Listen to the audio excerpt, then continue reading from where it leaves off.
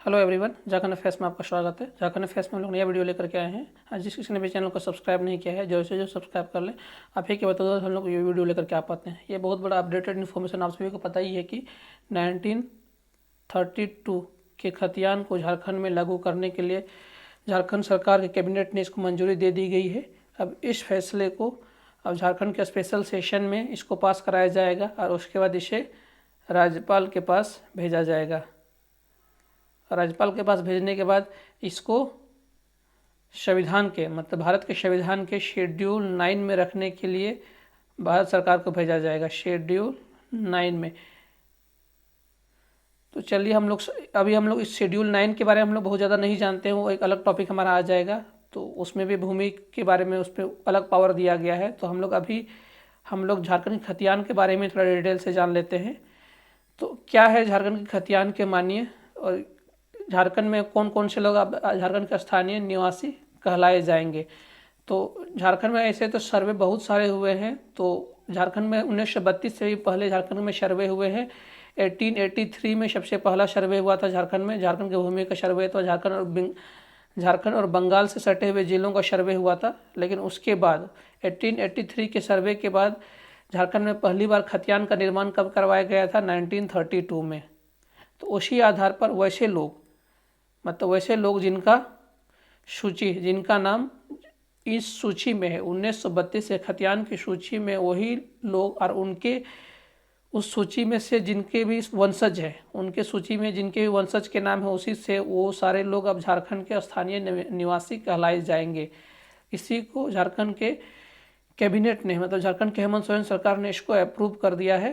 तो जैसे थोड़ा सा हम लोग इसमें थोड़ा सा बहुत कुछ अब थोड़ा सा लूप होल भी हम लोग देखते हैं क्या क्या इसमें झारखंड में के लूप होल। इसको लेकर के सबसे पहले 1932 खतियान का मुद्दा किसने उठाया झारखंड में? जेएमएम ने इस मुद्दा को कब उठाया? सबसे पहले जेएमएम से पहले इस मुद्दा को किसने उठाया? सबसे पहले 1932 खतियान का मुद्दा वैसे तो बाबूलाल मरांडी ने उठाया था, लेकिन बाबूलाल मरांडी को लोग भाजपा से जोड़ करके देख रहे थे। लेकिन 2002 में 1932 खतियान का मुद्दा बाबूलाल मरांडी ने उठाया था। उसमें भाजपा के साथ बाबूलाल मरांडी का गठबंधन नहीं था, उसमें जेवीएम था, झारखंड विकास मोर्चा। तो इसको हम लोग भाजपा के साथ जोड़ करके नहीं देख सकते हैं। अगर हम लोग नाम लेंगे, क्रेडिट देना चाहेंगे हम लोग 1932 से खतियान का, तो सिर्फ बाबूलाल मरांडी को दे सकते हैं, बीजेपी को तो कतई नहीं दिया जा सकता है।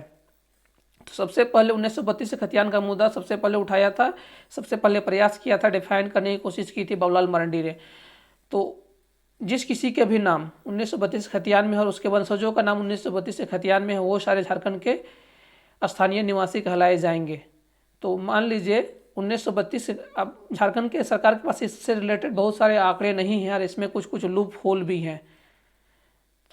इसमें सबसे बड़ा लूप होल इसको लेकर के भी 1932 के खतियान को लेकर के भी एक कमेटी का गठन किया गया था। अर्जुन मुंडा के समय में सुदेश महतो के अध्यक्षता में एक कमेटी का गठन किया गया था, 3 सदस्यीय कमेटी का गठन किया गया था। लेकिन ये कमेटी भी अपना रिपोर्ट नहीं दे पाई थी, विदाउट रिपोर्ट के साथ ये कमेटी कोई अंतिम कंक्लूजन तक नहीं पहुंच पाई थी। ये कमेटी भी 1932 खतियान पर ही काम कर रही थी, ये भी अपना फाइनल रिपोर्ट नहीं दे पाई थी। उसके बाद 2014 में रघुवर दास की सरकार ने स्थानीय नीति को डिफाइन किया था।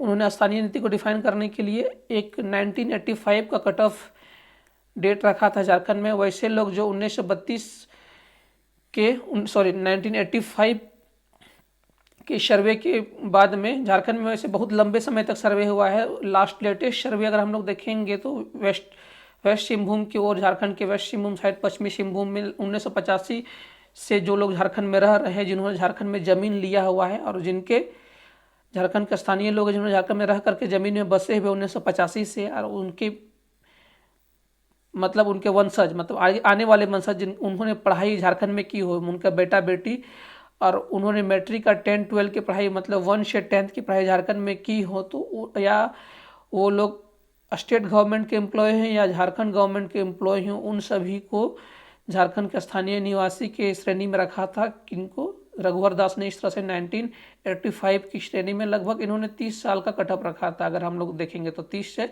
35 ईयर का कटअप रखा था। तो इसको उन्होंने भी थोड़ा सा सुरेंद्र इसी को लेकर के थोड़ा सा हम लोग और डिटेल में देख लेते हैं।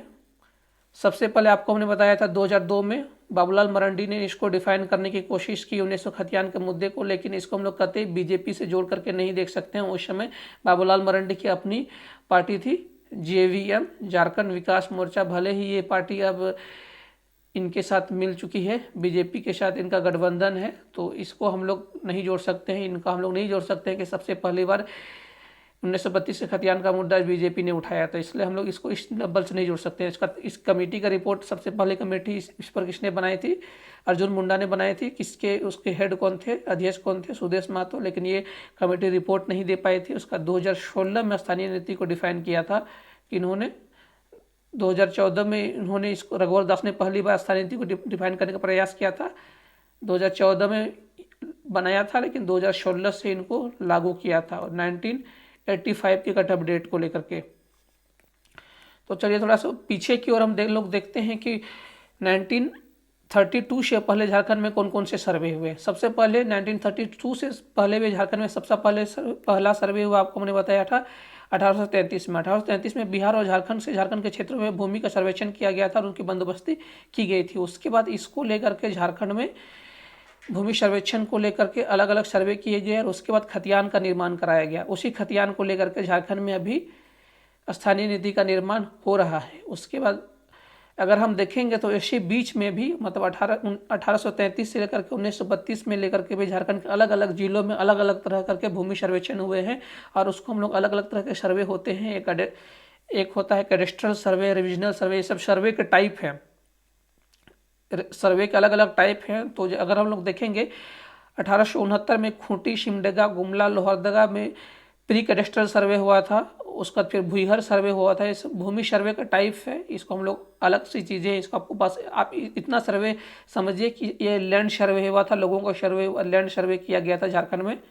ये एक अलग टॉपिक आ जाता है, उसको हम लोग अभी नहीं देखेंगे। लैंड सर्वे हुआ था, पहला कैडेस्ट्रल सर्वे हुआ है 1869 से 1880 के बीच में, फिर भुईहर सर्वे हुआ, फिर उसका फिर रिविजनल सर्वे हुआ है 1927 से 1935 के बीच में। 1927 से लेकर के 1935 के बीच में सबसे लेटेस्ट सर्वे आपको हमने बताया 1904 कोल्हन डिवीजन के एरिया में हुआ था। इधर में अगर हम कोल्हन डिवीजन में देखेंगे तो यहाँ पर आता है ईस्ट सिंहभूम, यहाँ आता है वेस्ट सिंहभूम, यहाँ पर आता है सरायकेला खरसावां। यहाँ पर 1934 से 1938 के बीच में पहला रिविजनल सर्वे होता है। 1913 से 18 के बीच में पूर्वी सिंहभूम, पश्चिमी सिंहभूम, और दूसरा रिविजनल सर्वे होता है 1958 से 1995 के बीच में।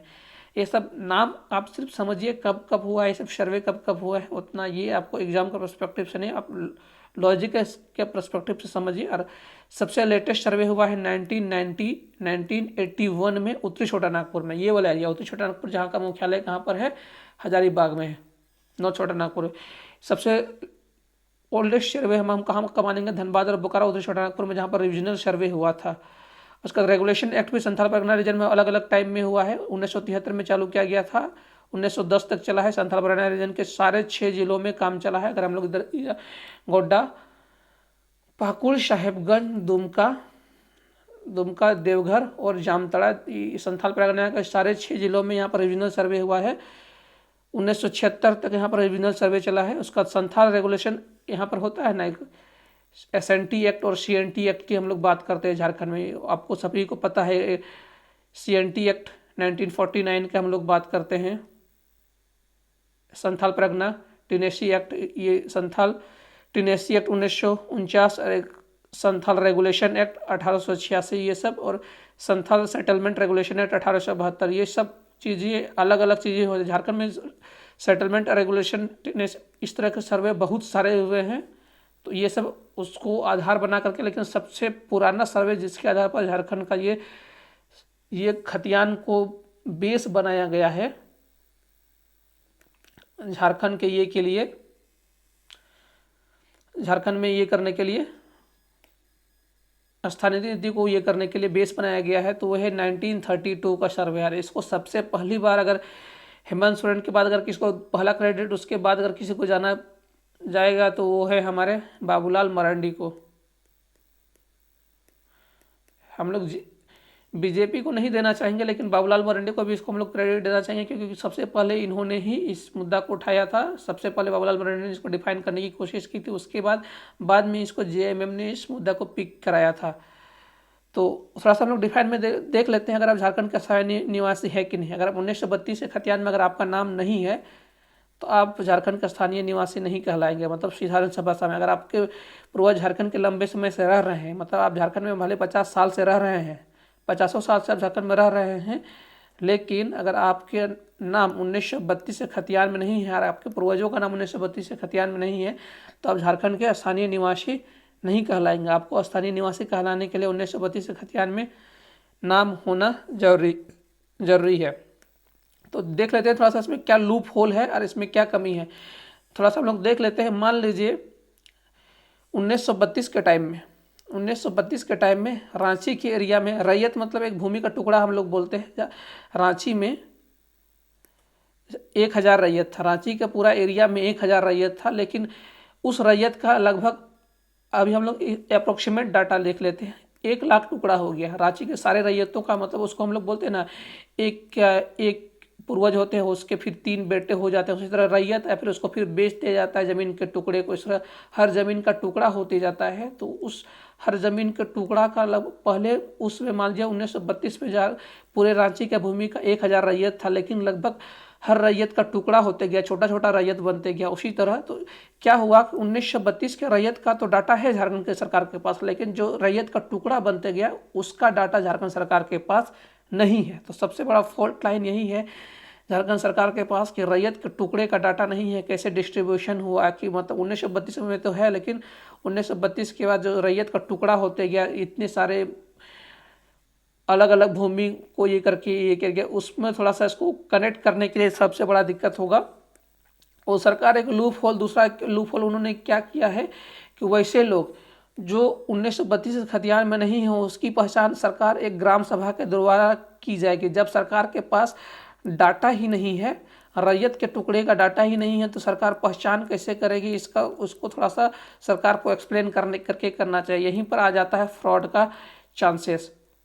अब ग्राम सभा कोई भी फ्रॉड करके कर सकता है, कोई भी, जिस तरह हम लोग बोलते हैं ना, कोई भी आदमी कहीं का भी एक आवासीय प्रमाण पत्र बना सकता है, जाति प्रमाण पत्र बनवा सकता है, मतलब आवासीय प्रमाण पत्र तो आसानी से बनवा सकता है। उसी तरह तो इसी तरह रैयत में भी, अगर ग्राम सभा में भी कहीं ना, झारखंड कोई भी कहीं भी देश के कोई भी हर कोना में फ्रॉड होता है, स्थानीय नीति को भी उसी तरह खरीदा और बेचा जा सकता है। ये क्या सरकार, हम लोग कैसे माना जाए कि ये स्थानीय नीति को खरीदा और बेचा नहीं जाएगा? तो सरकार को ये बताना पड़ेगा, जब आपके पास डाटा नहीं है तो वैसे लोगों की आप पुष्टि कैसे करेंगे जिसका नाम इस सूची से छूट गया है, जो उस समय पढ़े लिखे या फिर जिन्होंने उस भूमिहीन थे, जिनके पास भूमि नहीं थी उस समय। 1932 में जो लोग भूमिहीन थे और झारखंड के निवासी थे, उसकी पहचान आप कैसे करेंगे? सरकार को इसकी पुष्टि करनी चाहिए, क्योंकि ग्राम सभा तो अभी वो है नहीं, वो ग्राम सभा तो है नहीं जो पहचान कर सके, और आपके पास रैयत के टुकड़े का भी डाटा है नहीं, तो आप किस आधार पर उसकी पहचान कर पाएंगे? सरकार को इसका थोड़ा सा डिटेल बताना चाहिए। तो ये थोड़ा सा बहुत वास्ट टॉपिक है, इसको हम लोग अलग से और डिटेल में कवर करेंगे। तो इस वीडियो को देखने के लिए आपका बहुत बहुत धन्यवाद। अगर आपकी कोई भी क्वेरी हो कमेंट सेक्शन में दे सकते हैं, और प्लीज़ लाइक शेयर और सब्सक्राइब कर दें, और आपकी कोई भी क्वेरी हो कमेंट सेक्शन में दे सकते हैं। और इस वीडियो को देखने के लिए आपका बहुत बहुत धन्यवाद।